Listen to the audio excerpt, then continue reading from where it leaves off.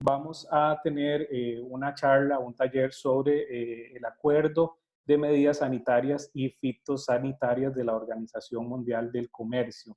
En esta ocasión vamos a contar con el apoyo de Eric Bolaños, del Instituto Interamericano de Cooperación Agrícola, que es uno de los mayores especialistas en temas de medidas sanitarias y fitosanitarias en el país. Este espacio también fue facilitado con el apoyo del Centro de Referencia de la OMC y del ICA. Ustedes ahí en sus pantallas pueden observar las redes sociales del centro para que las puedan seguir y también solicitar información cuando así sea necesario. Este es un buen espacio, ¿verdad?, para obtener información relacionada con el comercio agrícola. Vamos a dar paso a Eric, quien es especialista en sanidad agropecuaria e inocuidad de alimentos. Eric también es ingeniero agrónomo y cuenta con un énfasis en economía agrícola, así como una maestría en finanzas, además de que tiene muchísima experiencia en el tema asesorando a gobiernos nacionales, asesorando a empresas privadas, a organismos internacionales, ¿verdad? Entonces es uno de los mayores referentes que tenemos en el país en materia de medidas sanitarias y fitosanitarias. Por tanto, yo los insto a que aprovechen este espacio que yo sé que va a ser muy rico. Vamos a tener la charla de Eric durante aproximadamente 45 minutos y los últimos 15 minutos los vamos a utilizar para algunas preguntas que ustedes puedan tener o para generar algún nivel de conversación con Eric, ¿verdad?, en este sentido. Entonces yo voy a darle la palabra a Eric. Muchísimas gracias por acompañarnos una vez más, Eric. Buenas tardes y bienvenido. Gracias, Roy. La verdad es un verdadero placer estar con ustedes y apoyar esa iniciativa. No es la primera vez que lo hacemos, más bien es un gusto, es un placer colaborar con la Universidad Nacional, la Escuela de Relaciones Internacionales y específicamente con el proyecto de fortalecimiento de capacidades relacionadas con el sistema multilateral del comercio.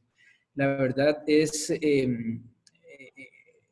muy bonito cuando tenemos la oportunidad de compartir algunas de nuestras experiencias y aspectos tan específicos como puede ser el acuerdo sobre medidas sanitarias y fitosanitarias de la Organización Mundial del Comercio con una población estudiantil que viene creciendo, que viene con grandes deseos de hacer transformaciones importantes en el país y para ello, al menos desde mi punto de vista, es extremadamente importante que tengan una visión muy amplia de lo que está sucediendo en el mundo, en dónde estamos, hacia dónde vamos y lo que representa el sistema multilateral del comercio, lo que ha representado, lo que representa hoy y lo que representará mañana.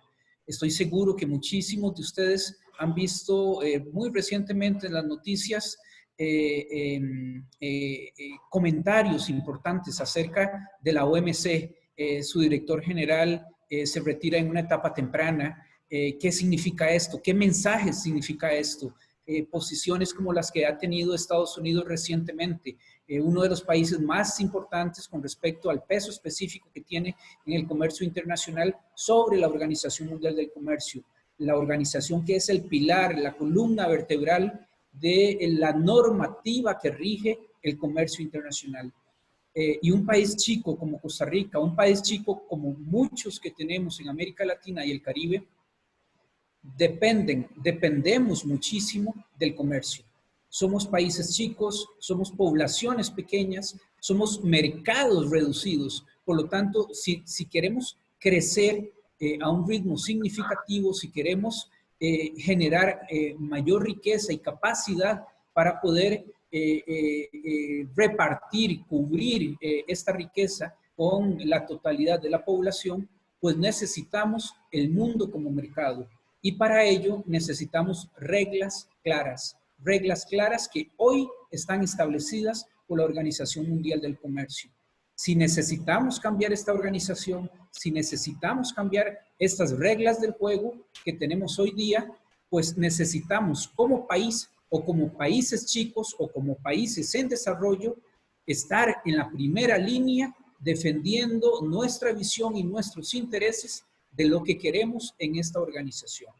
Esto lo digo a manera como de introducción porque me parece que un tema tan específico como el Acuerdo de Medidas Sanitarias y Fitosanitarias de la OMC es como la punta del iceberg, de un copo de nieve que está ahí, de un mundo muy completo, muy grande, que necesitamos conocer, necesitamos manejar y necesitamos que nuestro país sea un miembro activo y proactivo de estos foros internacionales. Me dicen que hay personas conectados de la Universidad Nacional en la sede central, gente de Nicoya, gente de Liberia, de la UTN de San Carlos, de la UCR. Tenemos una gran diversidad de representatividad geográfica. Esto es muy importante. Estoy seguro que muchos de ustedes nacieron, han crecido y están en contacto con el sector agroalimentario y por lo tanto estoy seguro que conocen, que han vivido positiva o negativamente los efectos de plagas o enfermedades, compras de insumos, problemas con plagas y enfermedades, aspectos específicos que nos solicitan en mercado de exportación, si es que nuestra actividad productiva está vinculada con el sector exportador. En fin, creo que las condiciones están dadas para tener un intercambio bastante rico. Voy a tratar de cubrir la presentación que traje. Espero hacerlo en unos 40-45 minutos y posteriormente tener espacio para intercambiar con todos ustedes en los comentarios. Vamos a ver.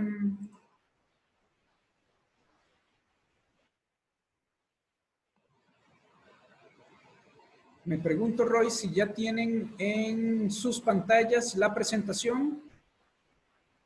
Sí, ya se observa perfectamente la presentación, Eric. ¿Está en pantalla completa? No estoy seguro. No, yo no la tengo. Debe hacer la pantalla completa. Ahí donde lo iba a hacer, ahí exacto. Ah, ok, listo. Lo hice ahora, pero seguro no apreté bien el botón. Muy bien, ahí estamos. Ok. Vamos a ver. Cuando yo de estas charlas, a mí me gusta muchísimo siempre tratar de no circunscribirme única y exclusivamente al acuerdo. El acuerdo es un texto jurídico en una organización comercial que en este caso en específico establece las características normativas para los temas vinculados con la sanidad agropecuaria y la inocuidad de los alimentos, específicamente la protección y la vida de los animales, de los humanos como consumidores y la protección de los vegetales. Es un texto, incluso me atrevería a decir que es un texto frío, muy bueno, muy completo, que no está en negociación, más bien el desafío es que está en implementación desde el primer momento que entró en vigencia. Pero detrás de este acuerdo hay toda una razón de ser. Hay toda una serie de motivos, de justificaciones que nos dicen por qué existe, por qué es importante conocerlo, por qué es importante que nuestros gobiernos, nuestras instituciones competentes vinculadas con este acuerdo sean verdaderos expertos en implementarlo adecuadamente. Veamos el tema de las enfermedades zoonóticas. Tal vez algunos de ustedes conocen muy bien el concepto y saben lo que representan, tal vez otros no. Las enfermedades zoonóticas es algo tan simple como aquellas enfermedades que pueden transmitirse de los animales a los humanos. El 60% de los patógenos que afectan al hombre son de origen zoonótico y al menos 800 patógenos son causantes de zoonosis. El patógeno es el organismo que nos enferma. De 1.407 especies de microorganismos patógenos en humanos, al menos 60% son de carácter zoonótico y con 177 especies consideradas como emergentes o reemergentes, en las cuales la fauna silvestre ha incrementado su valor como fuente importante de transmisión. ¿Por qué he puesto esto en negrita y subrayado? Porque vean que estamos hablando de fauna silvestre. Y vean que en este momento el mundo ha cambiado, el mundo se ha transformado por el contacto de la fauna silvestre con el humano. Se considera que de estas, y me estoy refiriendo a la situación que vivimos con el coronavirus, si se considera que estas 1.407 especies patógenas, 37% son virus o priones. El prión es, por ejemplo, lo que produce la encefalopatía espongiforme bovina, lo que todos conocemos como la vaca loca. 10% son bacterias y etcétera. Hoy vienen aumentando prácticas como el turismo ecológico, el contrabando de animales y de productos, consecuencias directas entre los animales y los humanos. Por lo tanto, reconocemos la importancia y el impacto que tiene las enfermedades que podemos contraer nosotros, los seres humanos, a través de los animales. ETAs, enfermedades transmitidas por alimentos.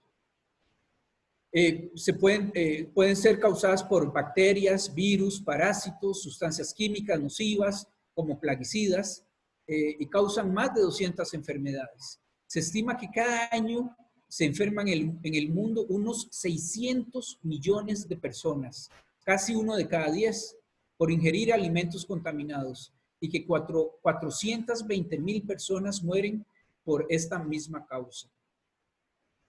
Con la consiguiente pérdida de 33 millones de años de vida ajustados en función de discapacidad. Eso es el impacto que tienen las enfermedades transmitidas por los alimentos, llamémoslo así, al sistema social global y a su impacto en el ámbito laboral. En los países de ingresos bajos y medianos se pierde cada año 110,000 millones en productividad y gastos médicos a causa de alimentos insalubres.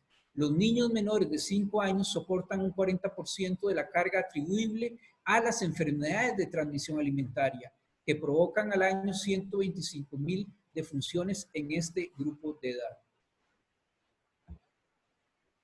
Algunos ejemplos, por ejemplo, Campylobacter, la E. coli, la listeria, los antimicrobianos. El Campylobacter, por ejemplo, lo podemos contraer con la ingesta de leche cruda, carne de ave cruda o poco cocinada y el agua no tan potable. Los antimicrobianos, por ejemplo, son los antibióticos. ¿Cuántos de ustedes no han utilizado antibióticos ante determinada enfermedad? El mal uso, el uso excesivo de estos para tratar las enfermedades causadas por bacterias, si son mal utilizadas, generamos resistencia antimicrobiana. Y esto lo que significa es que vamos generando resistencia en los patógenos. Y esto significa que podemos llegar a tener bacterias resistentes a la última generación de antimicrobianos. Esto lo que quiere decir es que no tenemos herramientas para combatir este tipo de bacterias resistentes hasta que logremos generar una nueva etapa de antibióticos que sí pueda contrarrestar los efectos de estas bacterias resistentes. Enfermedades de plagas, enfermedades y plagas en los alimentos. Las plagas y enfermedades transfronterizas, o sea, que van más allá de nuestras fronteras, de las plantas, pueden propagarse pero muy fácilmente a través de los países por el transporte, el comercio, los viajes de las personas.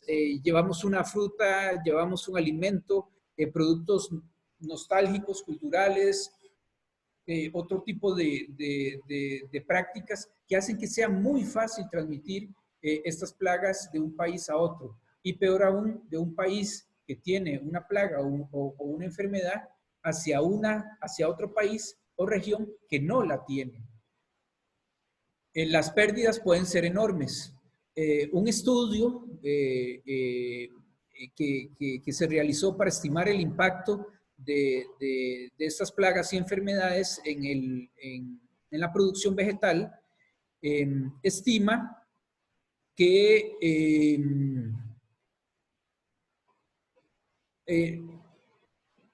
que las pérdidas alcanzaban cerca del 50% de la producción posible de los cultivos. Los insectos destruían el 15%, los patógenos y las malas hierbas el 13% en cada uno, y las infestaciones de plagas post cosecha otros 10%.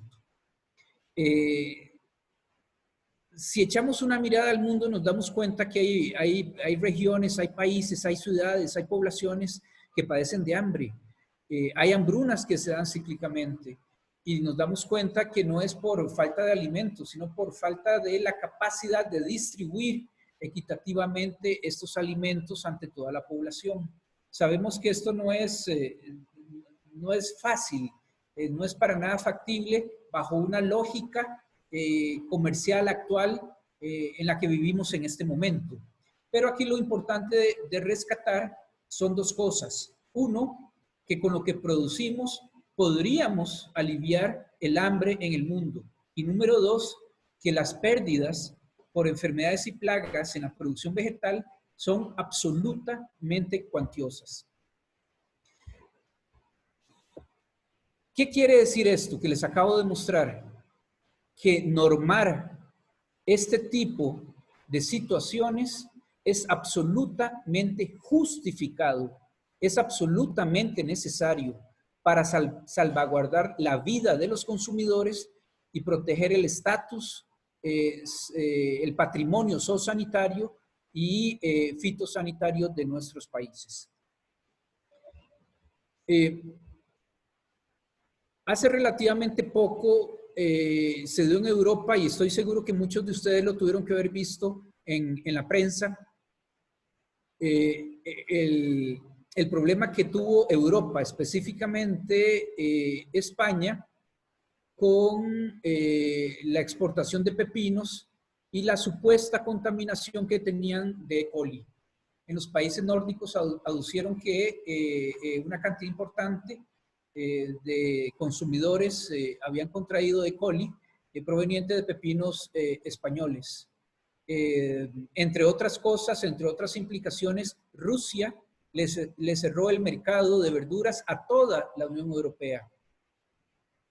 Y la Unión Europea tuvo que establecer un programa de subsidios y de apoyos muy fuerte, muy agresivo, de alto costo a los productores de vegetales por esta situación. De manera muy paradójica, diría yo, después de cierto tiempo que pasó por esta situación, por esta crisis, Alemania indicó que la contaminación no venía proveniente de pepinos de Alemania, sino de unas granjas provenientes del norte de Alemania. ¿Cuál es el mensaje aquí? Número uno, el impacto que tiene algún tipo de problema sanitario, fitosanitario en el comercio internacional y las repercusiones que tiene en los productores. Y de ahí lo importante de que el tema de la comunicación de riesgo y de la información que manejan los gobiernos y que le transmiten a los consumidores sea absolutamente cierta, efectiva, eficaz. Vean el costo que tuvo esta situación. Y los pobres productores de pepino de España cargaron con una gran responsabilidad sin ser ellos los responsables de esto. Esta lámina generalmente la pongo siempre en mis presentaciones. Ya es una lámina vieja, pero representa mucho para mí. ¿Por qué? Porque es el efecto que tiene un tema sanitario o fitosanitario, no solo en el sector productivo agroalimentario, sino también en otros sectores de la economía nacional o internacional. Hace una buena cantidad de años, cuando se dio un brote importante de fiebre aftosa en el Reino Unido, hubo una cantidad importante de pérdidas para los productores, incluso una cantidad enorme de cabezas sacrificadas, que incluso representaron todo un tema ambiental, por la incineración que representó estos animales. Pero representó este problema en términos generales cerca de 7.000 millones de dólares en pérdidas para el sector turístico. Vean el impacto que tienen los temas de sanidad agropecuaria y inocuidad de los alimentos con otros temas de la economía. Llámese la salud pública, el turismo, la competitividad, el comercio, el ambiente.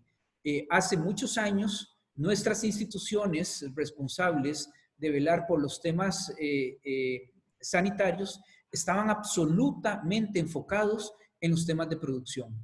Hoy día lo siguen estando, pero están alertas y están en absoluta articulación con el resto de la institucionalidad del país, porque reconocemos el impacto directo y la articulación que tiene con los otros sectores. Como por ejemplo, el tema turismo en el caso de el Reino Unido. Bien, el Acuerdo de Medidas Sanitarias y Fitosanitarias entró en vigencia a partir de 1995 con la entrada en vigor de la Organización Mundial del Comercio. Antes de eso, el mundo se regía por simplemente el artículo 20 del GATT, que establecía excepciones generales necesarias para proteger la vida y la salud de las personas, de los animales o para preservar los vegetales. Y por supuesto, por toda la estructura normativa que existía en ese momento, diseñada por las organizaciones internacionales de referencia, llámese OIE, CIPF o Códex Alimentarios, en materia de salud animal, sanidad vegetal e inocuidad de los alimentos, respectivamente. Antes de eso, no solo la normativa internacional en materia de sanidad agropecuaria e inocuidad de los alimentos estaba regida por unas características muy particulares, sino que el comercio tenía una cantidad de herramientas legales para entorpecerlo. ¿Por qué? Porque hasta ese momento los promotores de la política comercial a nivel internacional y de desarrollo consideraban que esas características eran las adecuadas para alcanzar ciertos objetivos de desarrollo y de crecimiento a nivel internacional. Para los gobiernos, específicamente para los ministerios de Economía, de Comercio Exterior o de Agricultura, era relativamente fácil o muy fácil. Hoy es muy fácil decir distorsionar el comercio. En aquel entonces eran herramientas absolutamente legales que existían, pero podíamos restringir el comercio con una serie de herramientas como cuotas, fijaciones, permisos de importación, barreras, etc. En el tema específico de sanidad agropecuaria y inocuidad de los alimentos, operábamos con lo que se llama riesgo cero. Probablemente algunos de ustedes, perdón,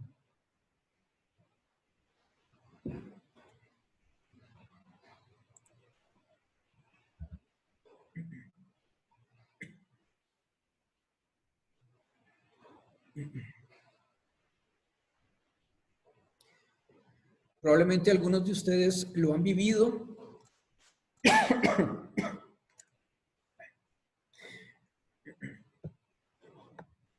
Una de las consecuencias de la pandemia es que ahora trabajando desde la casa hablo menos. Entonces, de repente, esta es una de las causas de estar hablando ciertos minutos ya sin parar. El riesgo cero era una herramienta que tenían los gestores de política y los gestores de riesgo antes de 1995 y era muy simple. Ante el más mínimo riesgo que tenía un intercambio comercial, en este caso, por ejemplo, una importación de cualquier país, no se permitía, aunque fuera mínima. Ubíquense ustedes en la General Cañas, en la autopista General Cañas, a las 5 de la tarde. Está lloviendo, ya la luz está bajando, no estamos en época de coronavirus, estamos en época normal. Hay una cantidad enorme de carros a alta velocidad circulando por la General Cañas. Ustedes tienen que cruzarla a pie. Vean ese mismo ejemplo un sábado a las 6 de la mañana, tienen que cruzar esa autopista. En ambos casos hay riesgo, pero el riesgo es significativamente diferente entre un caso y el otro. ¿Es peligroso cruzar la calle? Sí. ¿Cruzar la autopista? Sí. Pero el riesgo es muy, pero muy alto a las 5 de la tarde en hora pico versus a las 6 de la mañana un sábado. Ese es un buen ejemplo para que ustedes entiendan el concepto de lo que vino con la entrada en vigencia del Acuerdo de Medidas Sanitarias y Fitosanitarias a sustituir riesgo cero. Si yo voy a cruzar esa calle y yo aplico riesgo cero, nunca cruzaría. ¿Por qué? Porque hay riesgo mínimo o grande, pero hay riesgo.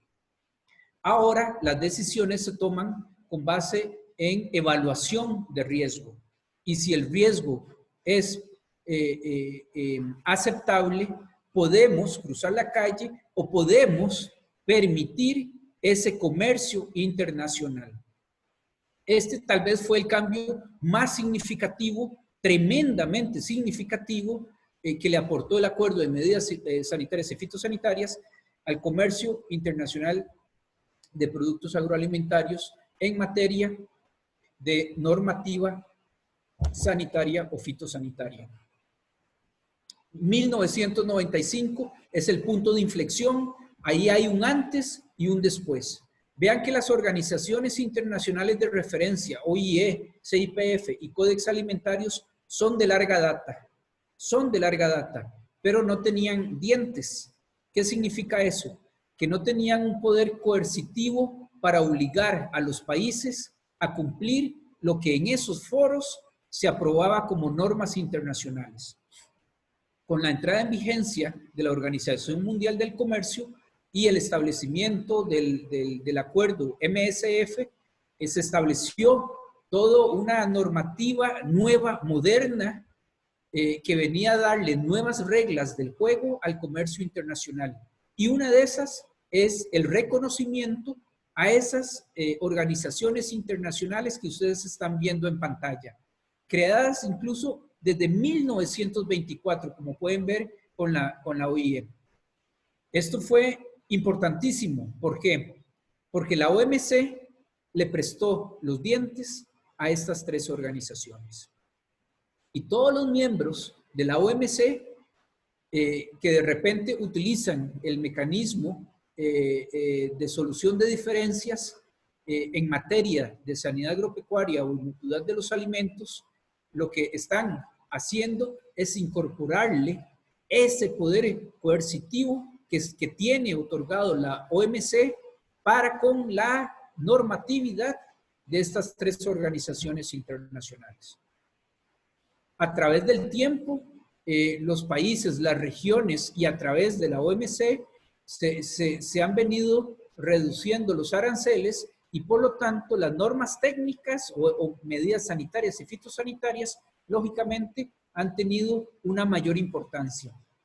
El acuerdo de MSF de la OMC incluso es el gran paraguas, es el que establece los principios fundamentales que todo acuerdo comercial refleja en el capítulo de medidas sanitarias y fitosanitarias.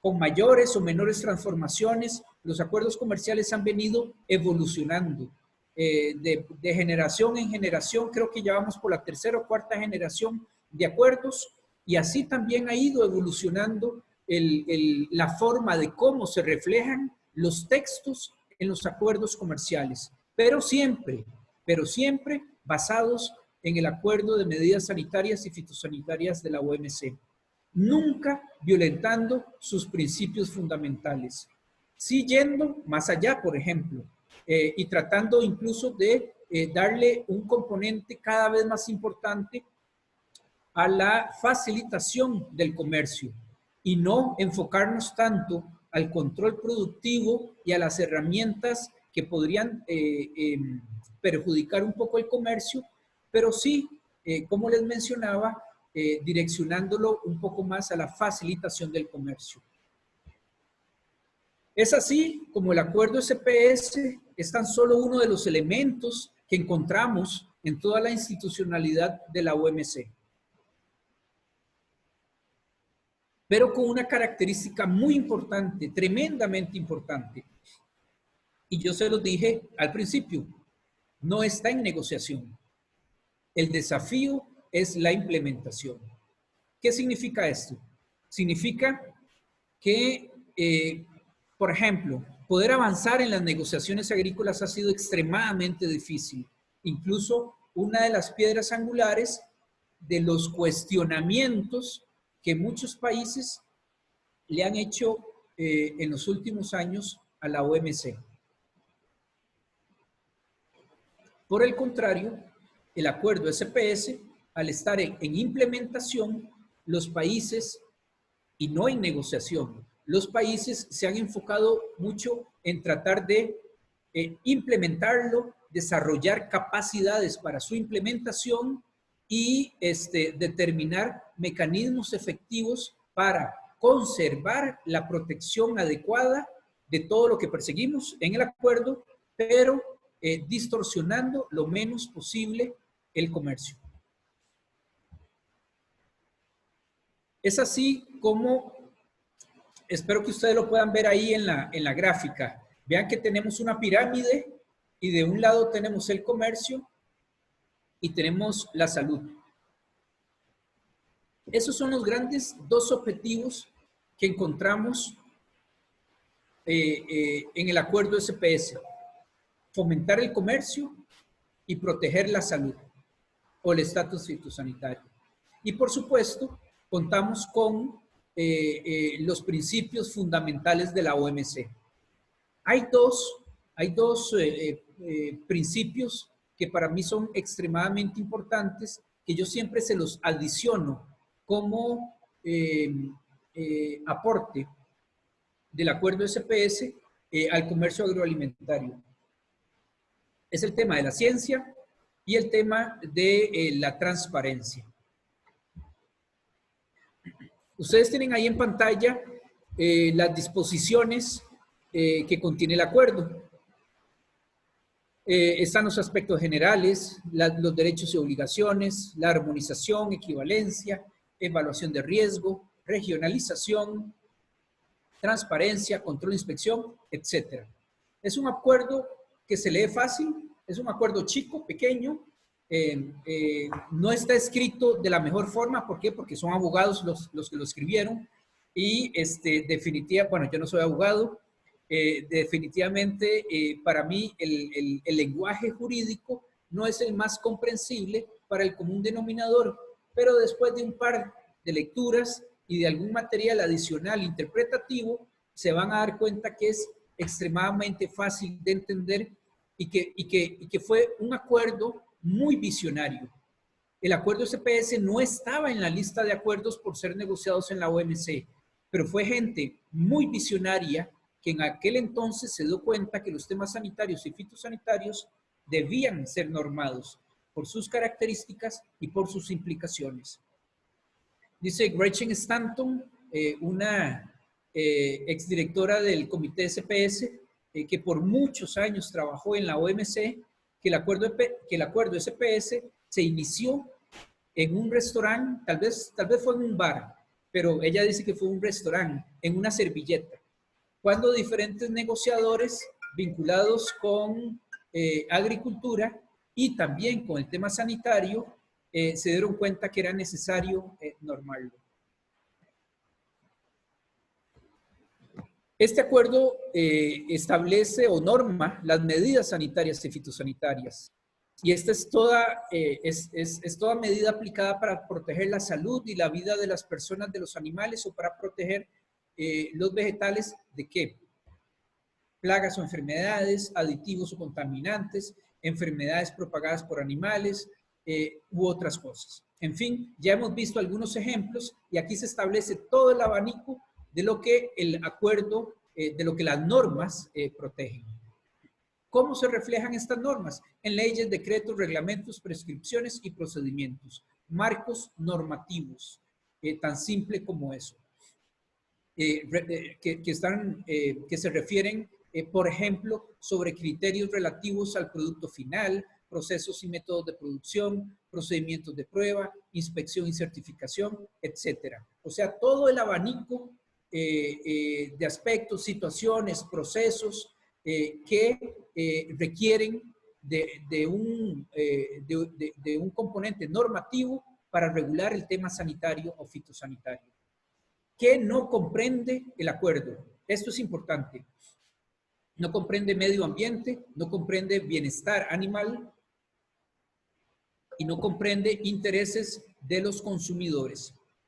Les comento que hay países o regiones que desde hace un buen tiempo, algunos años, han tratado de abrir el acuerdo SPS a negociación.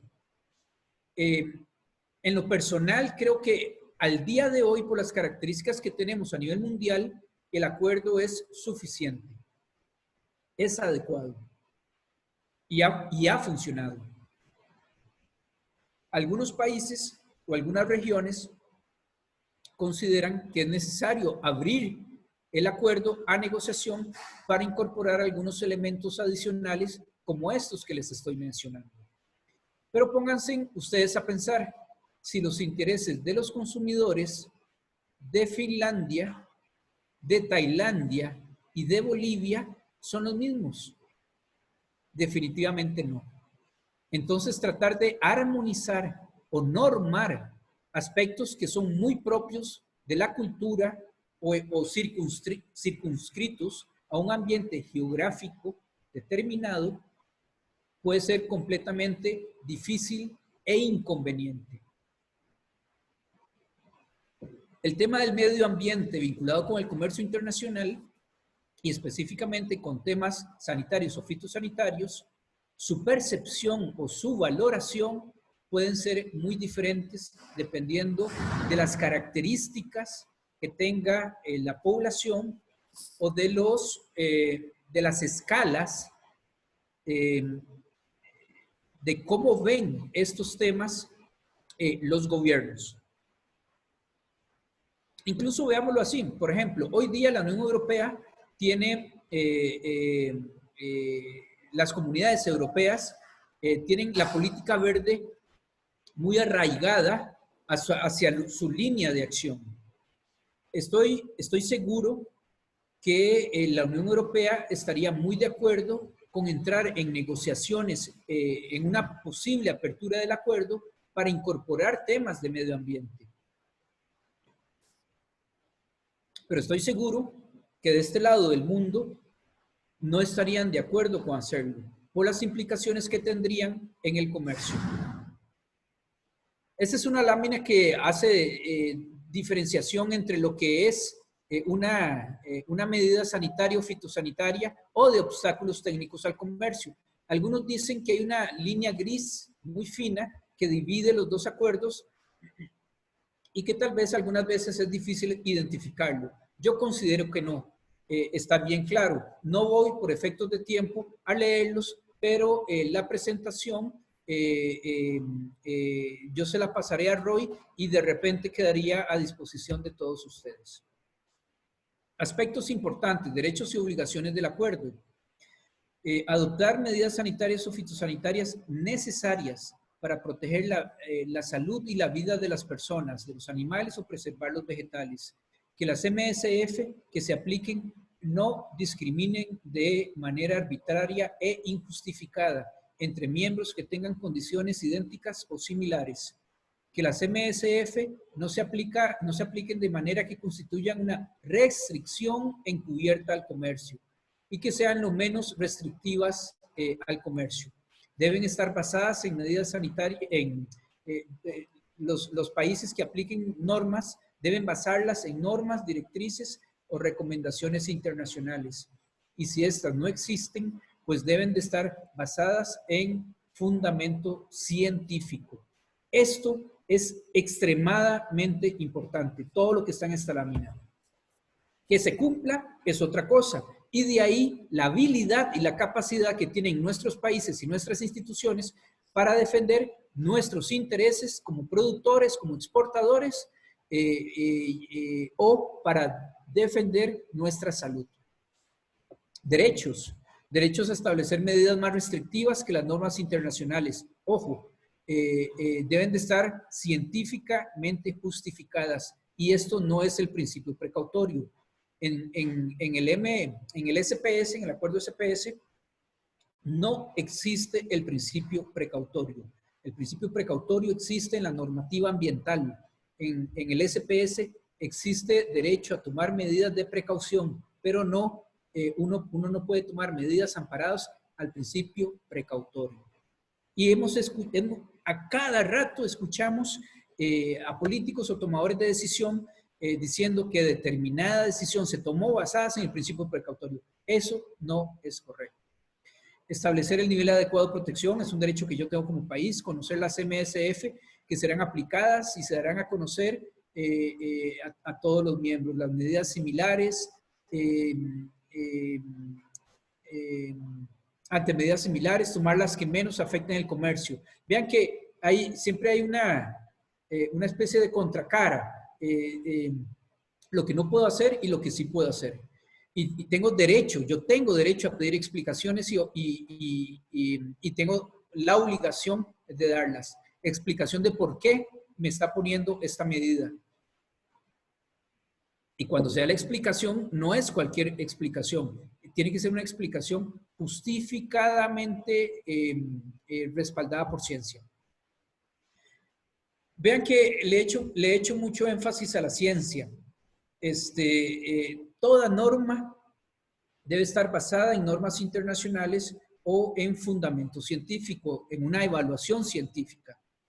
Los países como Costa Rica y todos los países en desarrollo nos cuesta mucho desarrollar nuestras propias normas, porque generar la información científica que la respalda lleva tiempo y mucha inversión en ciencia y en recursos financieros, humanos, tecnología, etc. No es que no lo podemos hacer del todo, pero nos cuesta. Si las organizaciones internacionales de referencia como la OIS, IPF y Codex Alimentarios agrupan a la ciencia mundial y crean las normas internacionales para armonizar, pues lo más inteligente, lo más lógico, lo más eficiente para los países en desarrollo es armonizar con esas normas. De lo contrario, tenemos que invertir para poder hacerlo. Ahí está otro ejemplo de la importancia de armonizar, de la importancia de la existencia de las 3 organizaciones internacionales y de la importancia del reconocimiento que el acuerdo SPS les dio a estas 3 organizaciones, que se les conoce en el ambiente como las 3 hermanas. Las 3 hermanas son la OIS, IPF y Codex Alimentarios. La armonización es parte de lo que les estaba hablando. Para armonizar en el mayor grado posible las medidas, los miembros basarán sus MSF en normas, directrices o recomendaciones internacionales. Y los miembros, el acuerdo insta a que participemos los países de la manera más efectiva posible en estas organizaciones. No es fácil. Tan solo el Códex Alimentarios tiene aproximadamente 20 comités técnicos, científicos y también de carácter transversal que demandan capacidad de participación, de seguimiento y de negociación. Pero tenemos que tomar una decisión como país. Si nos metimos en el tren de la globalización, del comercio internacional, que tiene reglas claras y definidas y una institucionalidad, pues tenemos que jugar con ellas. Y tenemos que jugar activamente en los foros cuando se priorizan las normas, se negocian las normas, se implementan las normas, se interpretan las normas. Eso como países chicos, muchos de nuestros países chicos tienen una deuda pendiente en eso.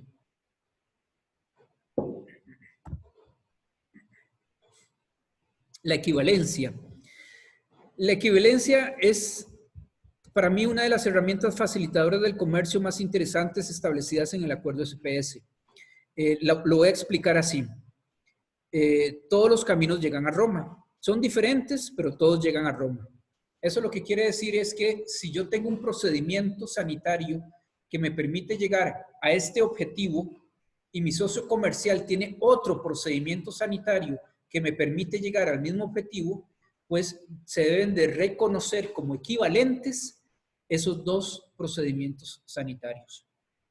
Porque usted hace algo diferente a lo que yo hago, no significa que el resultado también sea diferente. Si es el mismo, yo debería de aceptarle ese procedimiento. Hay diferentes niveles de procedimientos de equivalencia que los países pueden hacer. El ideal sería el reconocimiento de equivalencia de sistemas. Eso quiere decir que le reconozco todo. Yo evalué su sistema, creo en su sistema, y si usted me dice que usted certificó que lo que sus plantas empacadoras y su producción pecuaria hace es correcto para usted, si es correcto para usted, es correcto para mí. Ese es el mejor de los escenarios. Pero hay diferentes niveles que pueden llegar a un nivel mucho más específico. Este tema de la equivalencia, les aseguro, tiene un gran potencial para la facilitación del comercio. Me voy a saltar el ejemplo de Argentina, que ellos han trabajado muchísimo para posicionar su sector pecuario, sus carnes en los mercados internacionales. La regionalización, otro tema que se refleja en el Acuerdo de Medidas Sanitarias y Fitosanitarias. Los miembros reconocerán en particular los conceptos de zonas libres de plagas o enfermedades y zonas de escasa prevalencia. Antes de 1995, si usted tenía una enfermedad que yo no tengo, no podía entrar. Hoy, si usted tiene una enfermedad circunscrita en una determinada zona geográfica y la tiene contenida y adecuadamente contenida, pues el resto del país sí podría tener comercialización conmigo. Incluso la OIE en materia de salud animal estableció el nivel de compartimentalización, que es muy, muy interesante, que lleva la regionalización a nivel de fábrica, por ejemplo, a nivel de unidad productiva. No es una zona geográfica. Si una determinada finca está libre de, pues esa finca podría exportarle a otro socio comercial. Ahí había puesto el mapa de Chile y les quería explicar el ejemplo de la mosca de la fruta. Muy en concreto, muy en resumen, Chile tiene el océano por un lado, el desierto más árido del mundo por otro lado, la cordillera andina por otro. Es una especie de isla adentro de un continente y por lo tanto Chile, desde el punto de vista de plagas y enfermedades, es un país privilegiado. Ellos han invertido mucho en erradicar plagas y enfermedades y por lo tanto eso les da la posibilidad de exportar al mundo muchísimo de lo que producen.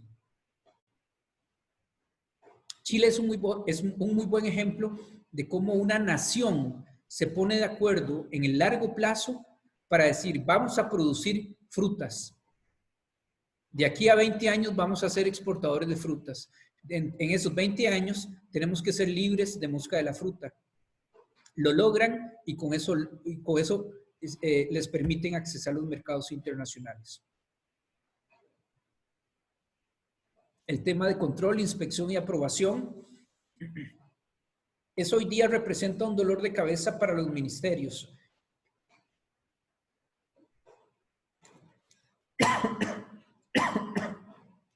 Les pido disculpas nuevamente. Les quiero contar una historia. Hace algunos años, Costa Rica le pidió a un país centroamericano que le dijo que quería exportar lácteos. Entonces el país centroamericano le dijo, bueno, tengo que hacerle una inspección. Ok, perfecto, eso es normal, hay que hacerlo. Entonces pasaron cerca de 8 meses para que llegara un inspector a ver la planta. Llega el inspector, se devuelve al país, dura varios meses en dar el informe y pone algunas observaciones que deben de acatarse, algunos puntos débiles que vio. Resulta que eso, después de cumplir eso, resulta que ya eso no permitía todavía la aprobación. ¿Por qué? Porque ese fue un inspector de una institución, faltaba un inspector de otra institución.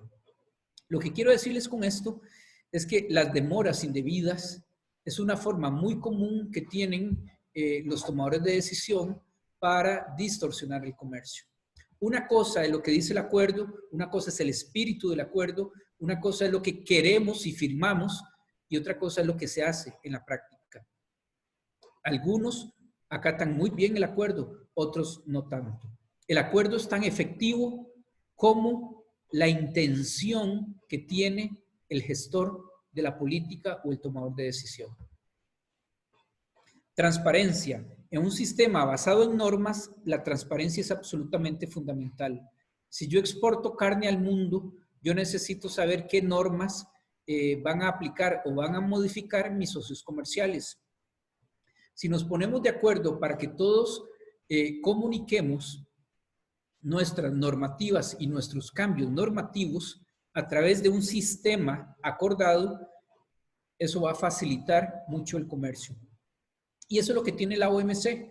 Nosotros tenemos obligaciones y derechos en materia de transparencia. Y por lo tanto, nosotros podemos llevarle el pulso a nuestros socios comerciales de la normativa que ellos hacen o modifican sobre los productos de nuestra cartera de exportación. Ahí hay algunos datos acerca de las notificaciones que se han hecho, que son miles desde 1995. Los países de Sudamérica, América Central y el Caribe son una región que notifican de manera importante por medio de la OMC. Sí reconozco que están centralizados en algunos países, pero se hacen los esfuerzos por mejorar. Cualquier persona en el mundo, cualquier persona en el mundo que tenga acceso a una computadora puede suscribirse al sistema en línea en la OMC para que todas las semanas le llegue un correo electrónico con las notificaciones que se hacen. Y también los países tienen un punto de información y notificación que si ustedes lo conocen, ustedes pueden pedirle a Tatiana León Corolova de Costa Rica información de otros países. Si ustedes trabajan para una empresa exportadora que necesita conocer la normativa de ingreso en determinado producto, pueden hacerlo a través del punto focal. Ese es el objetivo, tener un único punto a cual hacerle consultas y está en la obligación de hacerlo. Algunas conclusiones y recomendaciones. La facilitación del comercio es un complejo sistema de condiciones que deben todas sumar para mejorar las condiciones de acceso. No depende únicamente de un elemento, es la sumatoria de muchos. Es vital que los diferentes actores conozcan las implicaciones de sus acciones positivas y negativas para facilitar el comercio y que estén conscientes de su ubicación en dicha cadena. Los canales de articulación público y público-privada son vitales para una buena gestión del sistema. La adecuada administración del acuerdo MSF de la OMC va mucho más allá que la responsabilidad de una única institución. No es únicamente el Ministerio de Comercio Exterior y no es únicamente la Embajada de Costa Rica ante la OMC en Ginebra. No, es toda una cadena que involucra a mucha gente en COMEX, mucha gente en MAC, mucha gente en el Ministerio de Salud, a los productores, a las organizaciones gremiales, a los tomadores de decisión, etc. La mejor defensa para el estatus sanitario y fitosanitario de un país no es la aplicación de MSF con visión proteccionista, es la inversión en el estatus y en el mejoramiento continuo del mismo. Si yo estoy libre de plagas y enfermedades, todo aquel que las tenga no va a poder entrar a mi país. Pero si yo pongo distorsiones comerciales, me pueden llevar a un panel y empiezo a tener enormes y seriosísimos problemas. El acuerdo MSF de la OMC representa el multilateralismo en su máxima expresión, debido a su vinculación con otras organizaciones internacionales y a su vinculación con los TLCs. ¿Cuáles son esas otras organizaciones? OIS, IPF y Codex Alimentarios. Voy a parar aquí por efectos de tiempo. Creo que me interesa mucho el intercambio con ustedes, si hay preguntas, lo que sea, etcétera. Muy bien, muchísimas gracias, Eric. Efectivamente vamos a pasar al espacio de preguntas. Yo les solicitaría que levanten la mano en la aplicación y les vamos dando el acceso en el orden en que lo vayan haciendo. Entonces aprovechemos este espacio para escuchar todas las preguntas que ustedes puedan tener.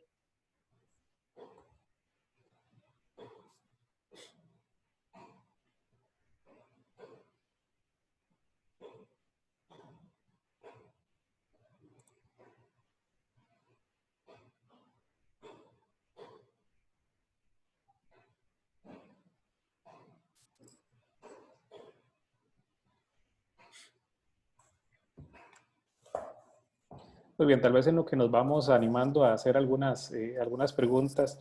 Eric, normalmente, ¿cómo se aplica ese acuerdo? Usted ya nos mencionaba que, digamos, a través de alguna normativa que implementen los países, pero normalmente, digamos, ¿cómo es esa lógica? ¿Cómo los sectores se enteran de que existen determinadas normativas que tienen que cumplir? ¿Cómo se enteran que algunos países o algunos mercados de destino tienen que cumplir con cierta normativa? ¿Cómo es esa lógica, ¿verdad? De traslado de la información desde quienes hacen las políticas hasta quienes tienen que aplicarlas? Sí, Roy, esa es una pregunta bien interesante porque muchas veces los usuarios o los implementadores de las MSF ni siquiera se dan cuenta que ya están aplicando el acuerdo SPS, debido a que los reguladores, llámese por ejemplo el SENASA o el Servicio Fitosanitario del Estado, al establecer los requisitos o las normas para que una empresa pueda operar, qué sé yo, una empresa procesadora de vegetales o una empresa empacadora de carne pueda operar y entrar en negociaciones para tener acceso a mercados internacionales, toda esa infraestructura de requisitos y de normas generalmente vienen de la normativa internacional ya generada, ya sea en la OIS, IPF o el Códex Alimentarios, y respaldada por los principios fundamentales de la Organización Mundial del Comercio. Tenemos como llamémoslo, dos espacios de aplicación, uno a nivel nacional y el otro es la administración del acuerdo per se en el marco multilateral. A nivel nacional, cada vez que se da una transacción comercial, hay una norma, hay mínimo una norma de por medio. En realidad hay una enorme cantidad de normas que se están aplicando. Cada una de esas normas debe estar amparada a una lógica sanitaria, fitosanitaria y comercial, y que está respaldada por lo que se hizo a nivel de las organizaciones internacionales de referencia. Por ejemplo, que una planta empacadora de carne tenga que aplicar el HACCP no es antojadizo. Eso es porque en el marco del Códex Alimentarios se dieron cuenta que la aplicación del HACCP es una herramienta absolutamente efectiva y necesaria para minimizar los riesgos en una planta procesadora y que el cumplimiento es un requisito para uno de los requisitos para accesar el mercado internacional. Por otro lado, cuando percibimos distorsiones en la aplicación de estas normas, pues nuestros gobiernos nos tienen que defender. Y también hay muchos espacios para hacerlo.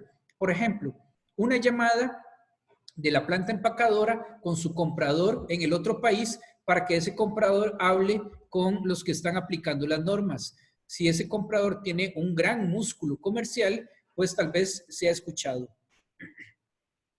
El director del SENASA puede llamar al director del otro SENASA y entrar en un diálogo sobre la situación que está pasando.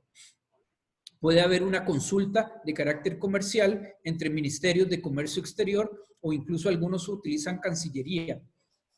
O se puede ir a la OMC en el marco de una reunión del Comité de Medidas Sanitarias y Fitosanitarias y establecer un proceso de consulta que incluso puede ser informal e informal me refiero literal. Se pueden reunir en el marco de una sala ad hoc al lado de donde se reúne el comité o incluso en el café que está a la par del salón donde todos los países se reúnen o en alguna de las misiones y empiezan a establecer conversaciones. O se presenta una consulta, llamémosle de carácter informal, en la agenda del comité para entrar en un proceso consultivo. A muchísimos países no les gusta para nada que eso suceda porque se empieza, llamémoslo entre comillas, a ensuciar un poco la imagen país. ¿Por qué? Porque es una consulta, llamémosle consulta, pero en realidad es una acusación de un país hacia otro sobre la mala aplicación de una medida sanitaria o fitosanitaria. O se puede ir subiendo cada vez más hasta llegar al órgano de solución de diferencias. Okay, muy bien, muchísimas gracias, Eric. Tal vez para terminar, una última pregunta. Si podemos hacer ahí un poco la diferenciación entre lo que son las normas obligatorias, ¿verdad?, que establecen los gobiernos y las normas voluntarias que se han venido desarrollando, sobre todo a nivel de agricultura, ¿verdad?, que tenemos una gran cantidad de normas y a veces los productores no tienen tan claro, digamos, cuál es la diferencia entre una y otra, cuál es una obligatoria y cuál puede ser más un requerimiento de mercado. Entonces, ¿cómo es la gobernanza, digamos, entre estos dos sistemas? Sí, también aquí tenemos varios espacios y me va a permitir hablar un poquito de algo que no les mencioné en la presentación. Vamos a ver.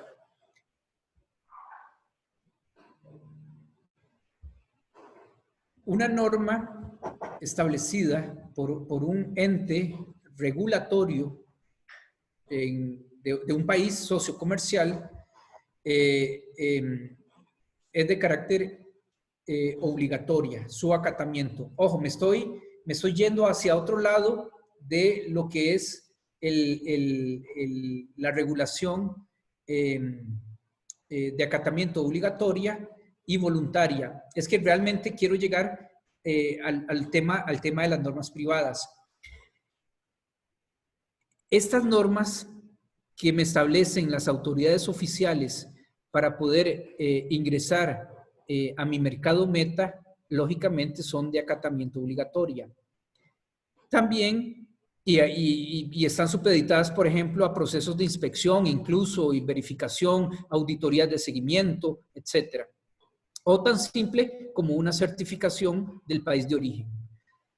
Pero hoy día se está dando el fenómeno de que el mercado, los consumidores están reaccionando más rápido de lo que las autoridades competentes están reaccionando en materia de elaboración de normas. Ante este gap, ante esta brecha que se está haciendo entre lo que quiere el consumidor y lo que pueden reaccionar los reguladores, los interlocutores comerciales, como las cadenas de supermercado, elaboran una serie de normativas que se consideran de acatamiento voluntario. En ese sentido, ha habido un debate enorme, pero enorme, de casi 6 años en la Organización Mundial del Comercio, específicamente en el Comité de Medidas Sanitarias y Fitosanitarias, sobre si los gobiernos deben regular o no estas normas de acatamiento voluntario, emanadas por interlocutores comerciales. Si usted le pregunta a un productor qué carácter tiene esta norma, le va a decir, si yo no la implemento, no me compran, es obligatoria.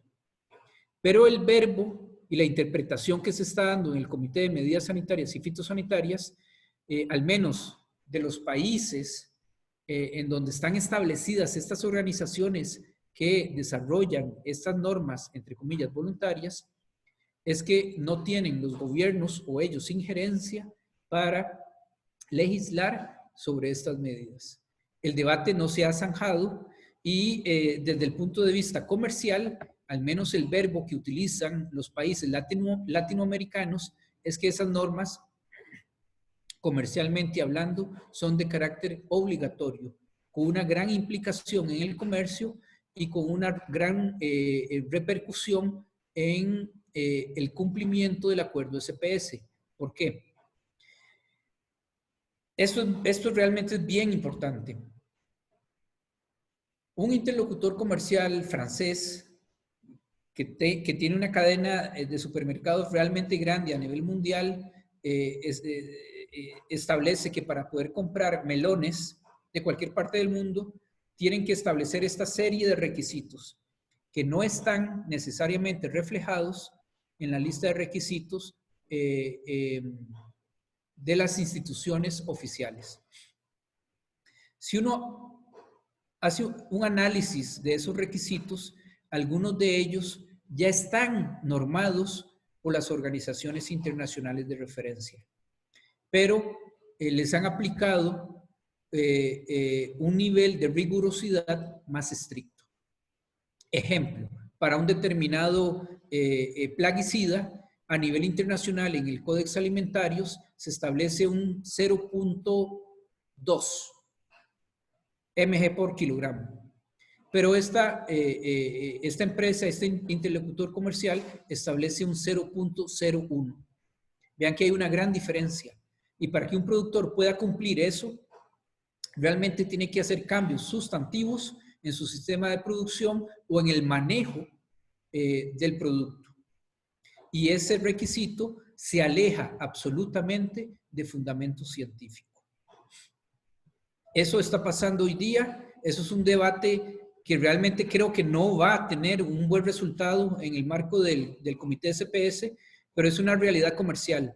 Y desde mi punto de vista está atentando fuertemente la armonización y el valor y el reconocimiento que se le da a las tres hermanas, a la OIS, IPF y Codex Alimentarios. Nos esforzamos mucho por trabajar ahí, nos esforzamos mucho por armonizar para que un interlocutor comercial de repente nos indique que no va a utilizar esa norma internacionalmente establecida, sino que va a utilizar otra. Aquí hago un pequeño paréntesis, les puse un ejemplo de un LMR en plaguicidas. Hoy día, uno de los temas pero más importantes, cuyo debate está realmente caliente a nivel internacional, es el tema de los plaguicidas. ¿Por qué? Porque la Unión Europea está eliminando el registro de una gran cantidad de plaguicidas y está haciendo más estricto el límite máximo de residuos permitido para poder ingresar al mercado europeo. Muchísimos de esos LMRs tienen una norma establecida en el Códex Alimentarios a través del Comité de Plaguicidas y se está generando problemas enormes para los productores para poder cumplir con esa normativa, o peor aún, se están quedando sin la posibilidad de usar esos productos químicos que para algunos productos no tienen producto sustitutivo. Entonces, quería cerrar con ese ejemplo, que quería ver dónde lo metía, porque los temas comerciales son una realidad hoy día y tienen un impacto enorme, realmente enorme. Muchísimos de los ministros de Agricultura de los países de las Américas han firmado una resolución en el marco de la Junta Ministerial del ICA sobre el tema de los plaguicidas. Y hay mucha gente trabajando en esto, defendiendo el sistema multilateral del comercio. No sabemos qué va a pasar, porque lo que sí sabemos es que la Unión Europea va para adelante con su política y tenemos que ver qué va a pasar. Es un proceso permanente de negociación en donde tenemos que defender la ciencia, tenemos que defender la salud de los consumidores y tenemos que defender el comercio también. Muy bien, muchísimas gracias, Eric. Sin duda un tema relevante dentro del marco de crisis que está viviendo el sistema multilateral del comercio, ¿verdad? Y el ascenso de gobiernos no muy amigables con el multilateralismo. Entonces son temas técnicos que al fin y al cabo se traslapan con estas situaciones más políticas, ¿verdad? Entonces, muchísimas gracias por el tiempo, por el espacio, siempre por hacer tan amena la explicación en relación a las medidas sanitarias y fitosanitarias. También agradecerle a todas las personas que se conectaron el día de hoy. Tuvimos una asistencia bastante alta a lo largo de todo el taller. Próximamente le vamos a estar enviando la presentación y la grabación que hicimos de esta actividad. Entonces, muchísimas gracias, Eric. Que tenga feliz tarde y feliz tarde para todas ustedes. Con mucho gusto. Espero verlo el próximo año. Así va a ser. Perfecto. Muchas gracias. Buenas tardes. Gracias. Muchas gracias. Gracias a ustedes. Gracias. Gracias.